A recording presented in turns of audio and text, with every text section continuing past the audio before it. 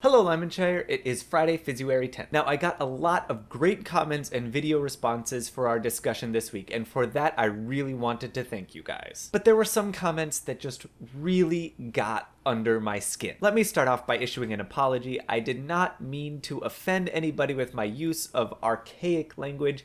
I simply forgot to use the correct language. For those of you who didn't notice it, didn't catch it, or just didn't know, it is considered archaic and offensive to call someone a hermaphrodite. It is now considered appropriate to call them intersex. And I'm perfectly okay with that. I want to make sure to use the correct terminology because I want to be able to have constructive discussions about important issues. And I did want to thank the people who pointed that out objectively. Take, for example, Midnight Articuno, who said that it is considered an outdated and offensive term and is now called intersex. Frankly, it was a great way to approach the problem. She pointed out what was objectionable, explained why it is objectionable, and then said the better term to use. And this is really how we should approach all sorts of touchy problems, especially in the area of gender and sexuality. Explain what you disapprove of or disagree with, and explain why.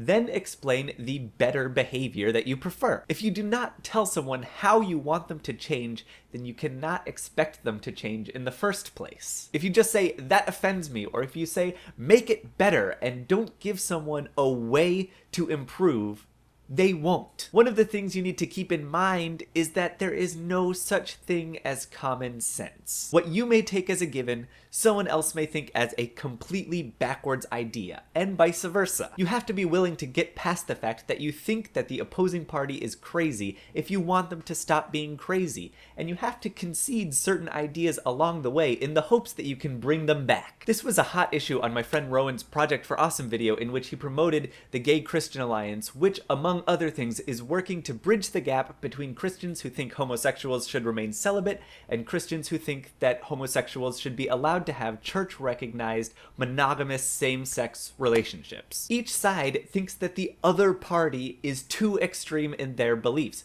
but each side has to be willing to accept that and still sit down and talk about the issues they care about if they want to accomplish anything. Because both of them are very strong beliefs that Christians in the church hold. Furthermore, if you dismiss someone's entire message because you found one sentence or idea objectionable, you will be hard-pressed to find a message that you can actually get behind. Each individual has their own individual take on what could be a common truth, but if you want humanity to be able to band together and create some sort of real, tangible change, you have to accept that you will not agree 100% with anybody else, nor will they agree 100% with you. Because creating change in the world is about discovering and building on common ground, and the sooner that we can accept that and get past that, the sooner we can make a real and tangible effect on society. And that's all there is to it.